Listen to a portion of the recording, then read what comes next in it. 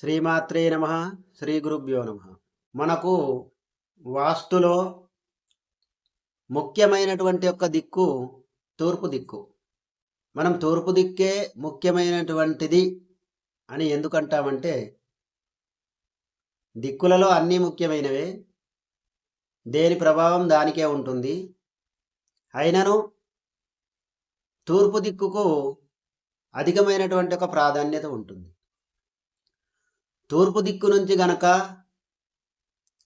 సరైనటువంటి ఒక ఎనర్జీ మన ఇంట్లోకి ప్రవేశిస్తే, సూర్యకిరణాలు మన ఇంటి లోపలి గనక ప్రవేశిస్తే,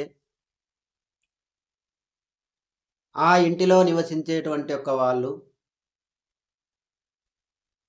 ఆయురారోగ్యాలతో, అష్టైశ్వర్యాలతో మరియు నాయకత్వ లక్షణాలు కలిగి ఉంటారు.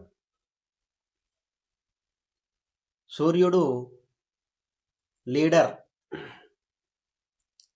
అంటే గ్రహాలన్నిటికీ సూర్యుడు లీడర్. ఎలాగో సూర్యబలం అధికంగా ఉన్నటువంటి వాళ్లకు తూర్పు దిక్కు నుంచి ఎవరికైతే ఇంటి లోపలికి సరైనటువంటి ఒక ఎనర్జీ వస్తుందో ఆ ఇంటిలో నివసించే వాళ్లకు నాయకత్వ లక్షణాలు ఉంటాయి. గ్రూపును మెయింటైన్ చేయగలుగుతారు. కాబట్టి మనకు తూర్పు దిక్కున ఎలాంటి వాస్తు దోషాలు లేకుండా, తూర్పు దిక్కున ముఖ్యంగా రోడ్డు ఉండేలా మనం స్థలం సేకరించుకోవాలి. ఒకవేళ తూర్పు దిక్కున రోడ్డు లేనట్లయితే తూర్పు దిక్కున ఎక్కువగా స్థలం వదిలి ఇంటి నిర్మాణం చేసుకునేలా అయినా ప్రయత్నం చేయాలి.